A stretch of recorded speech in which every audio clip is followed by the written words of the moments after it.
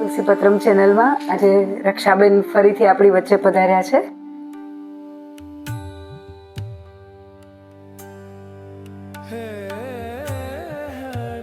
અને રક્ષાબેન પાસે આપણે નરસિંહ મહેતા જે ખૂબ આદ્ય કવિ કયો ભક્ત કવિ કયો એનું જુનાગઢમાં એક સ્થાન જે નરસિંહના ચોરા તરીકે ઓળખાય છે, તો એના વિશે કંઈક અમારા દર્શકોને અને અમને માહિતી આપવા ચોક્કસ વાત કરું.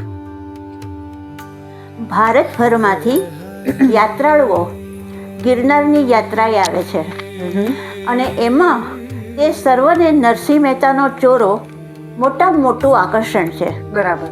આ સ્થાન નરસિંહ મહેતાનું નિવાસ સ્થાન હતું પેલા. અચ્છા. એ ન્યાયે સાધુ સંતો પ્રવાસીઓને યાત્રાના અંતમાં તન મનનો આરામ અહીં જ મળે છે. નાગરોનો વસવાટ શહેરની આ બાજુ રહ્યો હશે એની સાક્ષી મળે છે. અચ્છા. મંદિરોનો પડોશ, નવદુર્ગા માતાનું મંદિર, તે સર્વ તે કાળના સ્મારક આજે પણ ઇતિહાસની સાક્ષી પૂરે છે. અચ્છા. નરસિંહ મહેતાનું 500 વર્ષ પહેલાંનું આ નિવાસ સ્થાન નરસિંહ મહેતાના અમર સત્વની પ્રેરણાથી જ નાગરોને એક દૈવી વારસા તરીકે પ્રાપ્ત થયું. આજથી 150 વર્ષ પહેલા મજમુદાર કુટુંબના રાજપુરુષ, કવિ અને ભક્ત ત્રિકમદાસ થઈ ગયા. અચ્છા. આ ત્રિકમદાસજીએ મનથી ઈચ્છા હતી કે ભક્ત નરસિંહ મહેતાનું સ્મારક સ્થાન સ્થપાય. ઓહો. એટલે તેમણે સપનામાં તેમને સંદેશો મળ્યો અને હિમજા માતાના જૂના સ્થાનની બાજુમાં અચ્છા. વર્ષોથી દટાયેલા રાસ ચોરાની એંધાણીએ નરસિંહનું નિવાસ સ્થાન મળ્યું. ઓહો. અને એ રાસચોરો દટાયેલો મળ્યો જે આજે લોકો નરસિંહ મહેતાના ચોરાથી જાણે છે. આ રાસચોરા ઉપર ભજન કીર્તન થતા અને જ્યાં શ્રી કૃષ્ણની બંસરીના સૂર સાથે નરસિંહના પ્રભાત કેદારના સૂર મળ્યા અને દિવ્ય દર્શનના દ્રશ્ય ખડા થયા. એ નરસિંહ મહેતાનો ચોરો ગોળાકાર પથ્થરની ફરસ બંધીવાળો છે. અચ્છા. રાસ ચોરાની મધ્યમાં તુલસી ક્યારો છે અને પ્રભુના પગલાં પણ છે. ઓહો. અને નિર્દોષ પંખીઓ માટે ચણ નાખવામાં આવે છે ત્યાં. અને કેટલાય રોગી દુઃખી લોકોને રાસ ચોરાની રજમાં ચમત્કારના દર્શન થયા છે. આ ચોરામાં અજબ શક્તિ રહેલી છે એટલે લોકો એ દર્શન કરવા માટે હંમેશા જતા હોય છે. અને કોઈ પર્ટિક્યુલર ટાઈમ કે એવું કંઈ ખરું કે ના, એવું લગભગ તો નથી. બરાબર. લગભગ નથી. અને મને ખ્યાલ છે ત્યાં સુધી એ જગ્યા એટલી બહુ જ પ્રભાવશાળી છે. અમે તો ઘણી વાર ગયા છે. ઘણી વાર.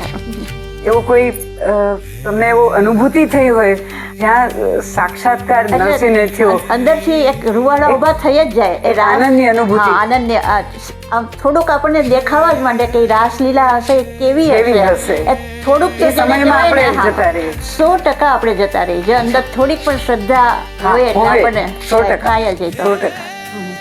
અને અમે તો ત્યાં જઈએ એટલે ચોરા પાસે ગીત પણ ગયા વગર રહીએ જ નહીં. એટલે પણ એ ચોરાનું એ મહત્વ છે ખૂબ. ઓકે. અને માની લ્યો કે મારા જેવા કોઈ જાય, મારે કંઈક તકલીફ હોય અને એમ થાય કે ના ચોરાના દર્શન કરું, તો એવી બી કોઈ ચમત્કારિક જગ્યા કહી શકાય? એને કહી શકાય. એ છે બધા એમને. હા. અને ચમત્કાર થાય છે પણ ખરા. થાય છે. એમાં શ્રદ્ધા હોવી જરૂરી છે. એ તો દરેક જગ્યાએ એવું છે કે શ્રદ્ધા વગર તો કાંઈ ન ચાલે. કારણ કે શ્રદ્ધા હોય તો પથ્થરમાં ભગવાન આવે છે. પણ શ્રદ્ધાથી તો આપણે ચાલો ને આપણે ચોરાના દર્શન કરીએ. જઈએ સાથે મળીને જઈએ. ચોક્કસ જઈએ. ચોરાના દર્શન કરાવીએ. પણ તમે કીધું ચોરામાં એકાદ ગીત ગાયા વગર રહ્યો નહીં, તો આજે અમને એવું થાય કે કંઈક બે લીટી પણ કંઈક સંભળાવો જે તમે ચોરામાં ગાતા હતા. એવું કંઈક જે તમને અત્યારે યાદ આવે કે જે પ્રભુ પ્રેરણા કરે.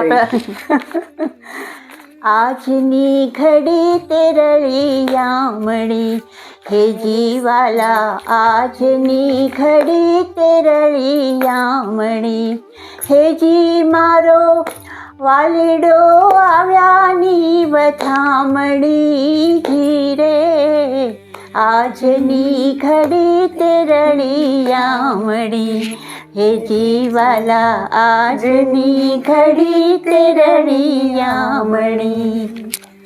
ખૂબ ખૂબ આભાર. અને તમે નરસિંહના સમયમાં અમને પહોંચાડી દીધા. ખૂબ ખૂબ આભાર. ફરી મળીશું આવા જ નવા વિષય સાથે. અત્યારે રજા આપો. આપણું અને આપણા પરિવારનું જતન કરવાનું ભૂલતા નહીં. મારી ચેનલને લાઈક કરજો, શેર કરજો, સબસ્ક્રાઈબ કરજો. આવજો.